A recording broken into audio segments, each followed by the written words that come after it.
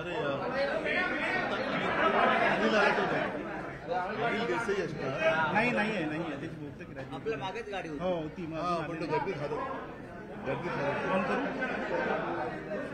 ठीक आहे.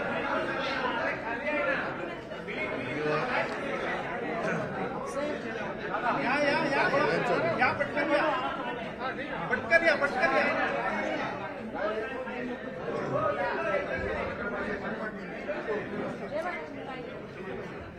चल सुरू करा.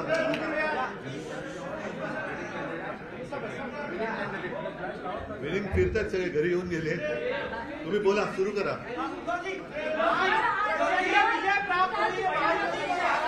एक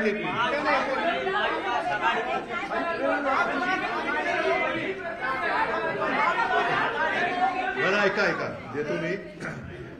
पहिली प्रतिक्रिया अशी आहे की आपल्या देशामध्ये सर्वसामान्य माणसाची ताकद काय असते ते दाखवून दिलेलं आहे आणि त्याबद्दल मी संपूर्ण सर्वसामान्य नागरिकांचं अभिनंदन करतो. सत्ताधारी किती मस्तवाल झाले तरी एका बोटाने आपण त्यांना हरवू शकतो, त्यांचा उघडलेला वारू रोखू शकतो. ह्याच देशातल्या तमाम जनतेने अख्ख्या जगाला दाखवून दिलेले आहे. त्याच्याबद्दल मला नक्कीच अभिमान आहे आणि आनंद आहे. इंडिया अलायन्सची उद्या दिल्लीमध्ये बैठक होते आहे. तुम्ही स्वतः उपस्थित राहणार आहात का आणि काय निर्णय घेण्यात येईल? आता काय बैठकीच्या आधी निर्णय कसं सांगू? सांगतो. सत्ता स्थापनेसाठी दावा करायलाच पाहिजे. इंडिया आघाडीच्या बैठकीसाठी मी उद्या दुपारनंतर जाईन, कारण बाहेरगावी जिंकलेले जे आमचे खासदार आहेत ते उद्या येतील. आज मुंबईतले खासदार मला भेटले, उद्या बाहेरगावचे खासदार येतील. सर्वात आधी संजय राऊतजी तिकडे जातील, त्यांच्याबरोबर आपले मुंबईतले खासदार अनिल देसाई, अरविंद हेही असतील आणि दुपारनंतर संध्याकाळच्या वेळेला मी दिल्लीमध्ये पोहोचेल. एक पुरी करतो.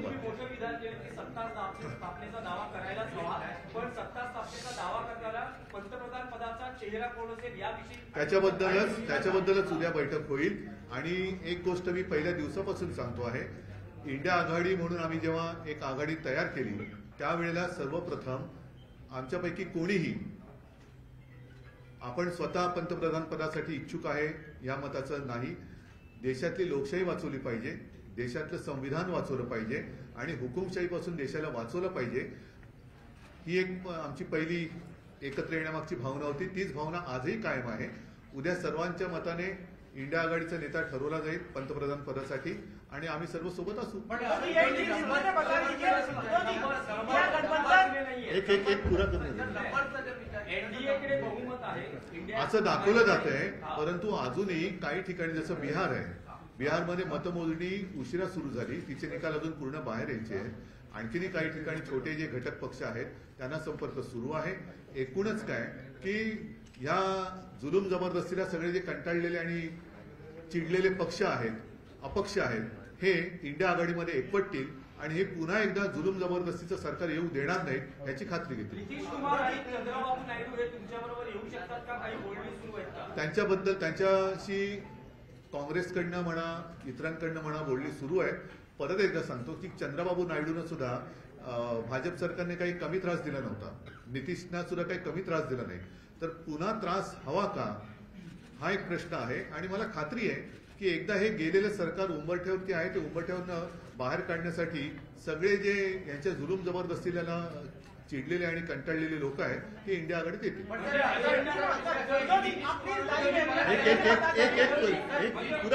पुरा देतो म्हणजे अजेंडा हा असेल की नरेंद्र मोदी यांना पंतप्रधान होण्यापासून रोखणं हा इंडिया अलायन्सचा पहिला अजेंडा असेल. नुसते नरेंद्र मोदी नाही, एकूणच ती जी वृत्ती आहे, आम्ही कोणत्याही व्यक्तीच्या विरोधात नाही, मी पहिल्या दिवसापासून सांगतोय. आम्ही वृत्तीच्या विरोधात आहोत. वृत्तीच्या विरोधात म्हटल्यानंतर हुकुमशाहीची वृत्ती, ही वृत्ती या देशामध्ये चालू द्यायची नाही हे आम्ही सगळ्यांनी ठरवलेलं आहे. सगळ्या देशभक्तांनी ते ठरवलेलं आहे. एक मिनिट, अभी थोड़े जरा इंडिया गठबंधन कल क्या सत्ता स्थापना को लेकर एक्सप्लोर करने वाले ऑप्शंस और क्या पीएम पद के ऊपर भी आप चर्चा करेंगे? बिल्कुल करेंगे. और जैसे मैंने अभी कहा कि जिस दिन हमारा गठबंधन हुआ इंडिया, उसी वक्त हम सारे लोगों ने तय किया था कि किसी व्यक्ति को लेकर नहीं, लेकिन ये जो तानाशाही है देश में उसको खत्म करना चाहिए, देश का संविधान बचाना चाहिए। फिर चाहे सब मिलकर प्रधानमंत्री का उम्मीदवार हम तय कर सकते हैं और मुझे लगता है कि कल वो हो जाएगा। नंबर्स की आंकड़े जो काफी कम है, ऐसे में क्या टीडीपी जेडीयू अन्य दल है उन्हें जो भी लोग इनसे त्रस्त है वो सारे लोग हमारे साथ आएंगे, सारे देशभक्त हमारे साथ आएंगे। चंद्रबाबू जी भी, उनको भी बहुत परेशान किया है बीजेपी गवर्नमेंट ने। सारे लोग जिनको भी तकलीफ दी है, परेशान किया है, वो सारे लोग हमारे साथ आएंगे। आता मी इथे बसून ममता बॅनर्जी सोबत आहेत आमच्या, ममता बॅनर्जी आमच्या सोबत आहे, ममता बॅनर्जी पण सोबत आहे। पण मी तुम्हाला सांगतो, ममता बॅनर्जींना सुद्धा खूप छळलेलं आहे। या छळवणुकीपासून सगळे लोक आता कंटाळलेत आणि चिडले की एवढा तुम्ही त्रास कसा देऊ शकता।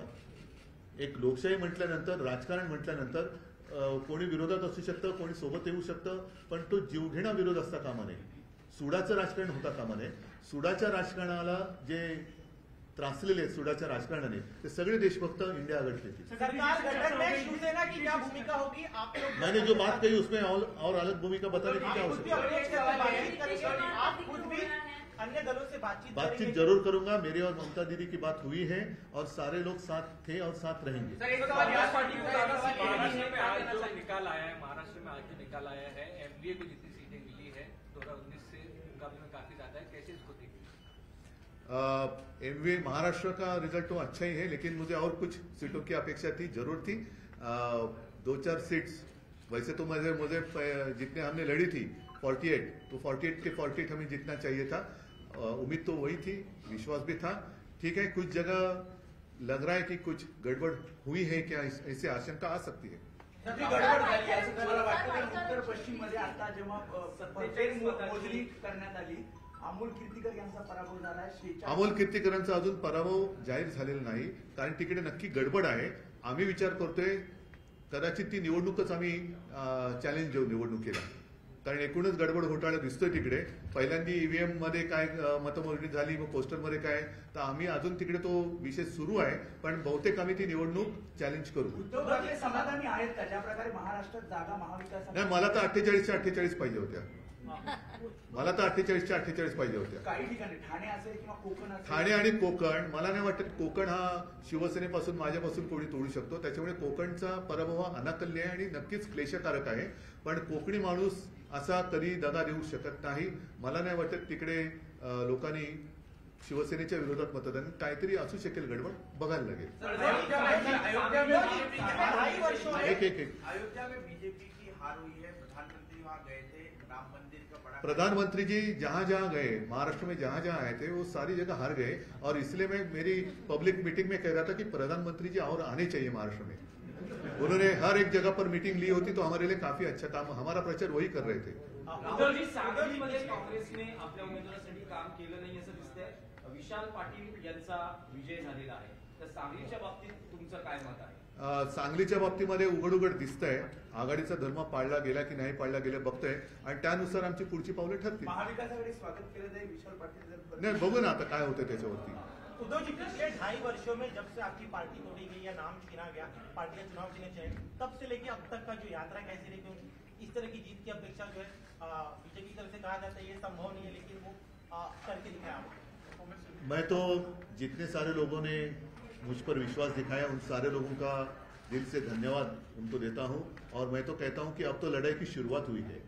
आपने जैसे कहा कि पार्टी तोड़ी गई, छीनी गई, मेरा पार्टी सिंबल छीना गया। यहां तक कभी कहा जाता था कि मोदी जी का फोटो लगाकर हमने इलेक्शन जीती थी, उनको भी, मतलब मोदी जी को मेरे पिताजी का फोटो लगाकर इलेक्शन लड़ना पड़ा। और तो आप देखो, सारी बातें छीनने के बाद भी मैं तो खड़ा रहा, मेरा ऑपरेशन हुआ, सब कुछ हुआ, लेकिन मैं खड़ा रहा। इन लोगों ने मेरी आलोचना की, गाली गलौज की। मैंने कहा नहीं कि मैं तो रोज 5 किलो गालियां खाता हूं जी वगैरह, कुछ कहा नहीं। ना ही मैंने कहा कि मैं परमात्मा का अवतार हूं, मैं तो हूं कॉमन मैन हूं, बाला साहब का और मां का बेटा हूं, और मैं तो लड़ा।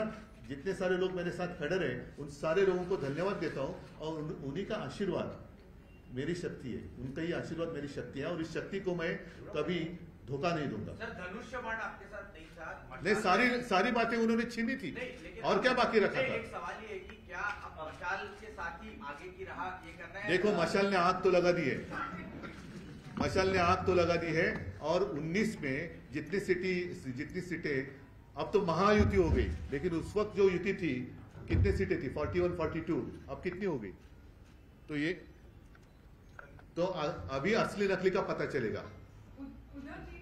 और मुझे तो नकली संतान कहते हैं, वो खुद को अपनी मां को भी मानने के लिए तैयार नहीं। अब तो कहते हैं कि परमात्मा ने भेजा है, मतलब नकली संतान है कौन?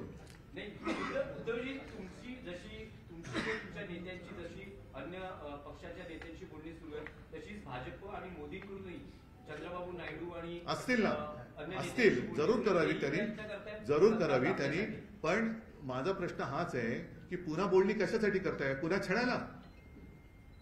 म्हणजे आम्ही सुद्धा त्यांच्यासोबत होतो, तरी सुद्धा त्यांनी आमच्या लोकांच्या मागे ईडी, इन्कम टॅक्स, सीबीआय आमच्याकडनं गद्दार फोडून घेतले, त्यांना उमेदवारी दिली, त्यांच्या प्रचारासाठी मोदी स्वतः आले। आता पुन्हा तोच सगळा प्रकार, त्याचाच तोच अनुभव चंद्रबाबू पुन्हा घेतील असं तुम्हाला म्हणायचं का? ज्यांच्यावरती धाडी टाकल्या, ज्यांच्यावरती दंडेलशाही वापरली, त्यांनी यंत्रणांचा दुरुपयोग केला, तो दुरुपयोग पुन्हा होण्यासाठी मोदींना पाठिंबा देणार का चंद्रबाबू? हा प्रश्न आहे।